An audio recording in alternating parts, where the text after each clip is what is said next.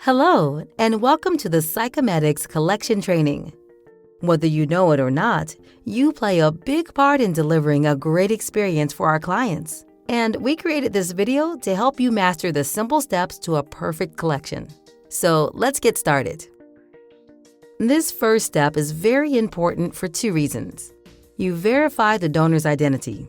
Either a state-issued ID or a company-issued employee badge are two acceptable forms of identification. And you begin filling out the chain of custody form you will submit with the sample. First, you check the box for the type of ID you used for identification. Second, you check the appropriate box for reason for the test.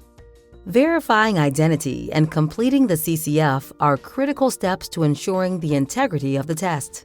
Now you are ready to move to the second step, the collection. Before removing hair, you must decide which part of the body you will collect from.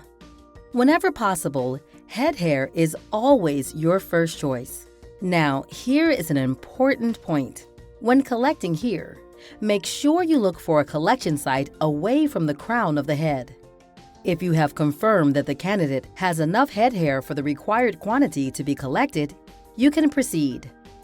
For candidates with thinning or short hair, be sure to collect from multiple areas of the head to avoid leaving a bald spot or cosmetic detection.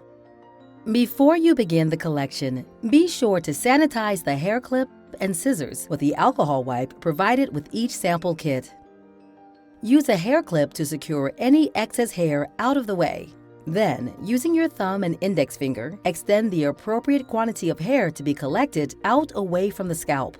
Using scissors, you snip your sample just above the scalp line.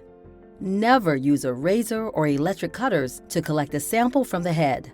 Always use scissors. Our lab requires a sample of 50 milligrams of hair to run their tests. Here's a simple way to verify that you have collected enough hair. Gather together the specimen and hold it between your thumb and forefinger. The total should be a minimum 1/2 inch long. That is about the length that a dime is wide, and when gathered should be the size of a number 2 pencil lead.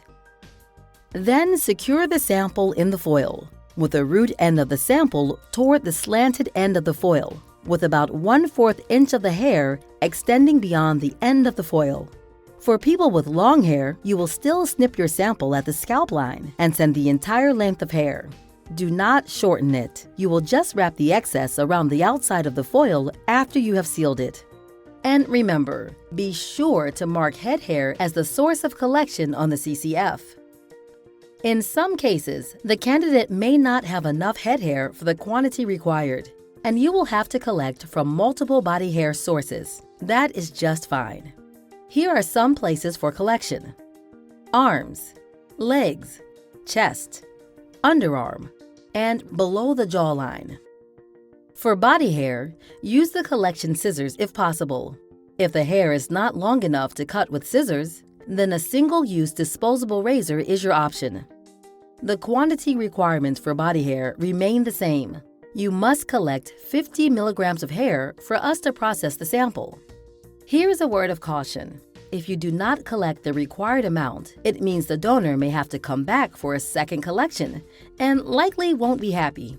So, if you collect from a body site rather than the head, make sure your quantity looks like this. After the body hair sample has been collected, you will place the hair in the center of the sample foil. For body hair, the specimen does not have to be aligned at the root end.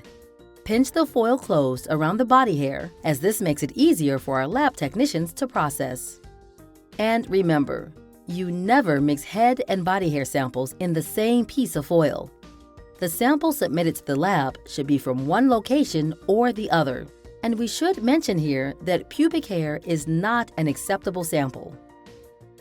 Your next step is to place the tin foil inside the sample acquisition card, sac.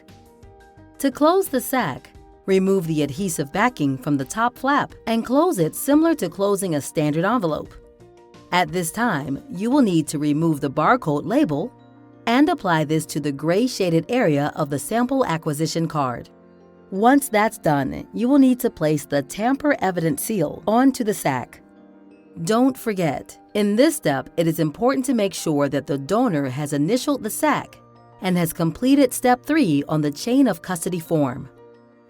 As the collector, you will complete Step 4 to verify the location the collection has taken place. Now is a good time to review. You have confirmed the donor's identity, collected the sample, placed it in the tin foil and the tin foil in the sac, sealed the sac and placed the tamper-evident seal and barcode on the sac, had the donor initial the sac, confirm there are no errors on the chain of custody form.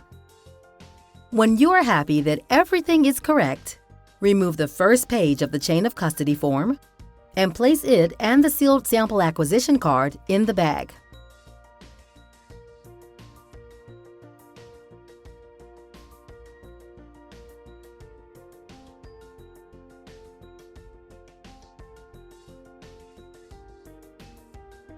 Don't forget, now is the time to give the donor a copy of the form. This is important, so make sure they have it. Remove the plastic backing from the seal and seal the bag shut. It's time to ship. To get your collected sample ready for shipment, place the lab bag inside of the FedEx envelope and place the pre-printed FedEx label provided by Psychemedics on the envelope for shipping. The sample is now ready to be shipped.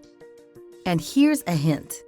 If you are collecting samples from multiple donors, you can combine those shipping bags in one FedEx envelope, up to 15 of them.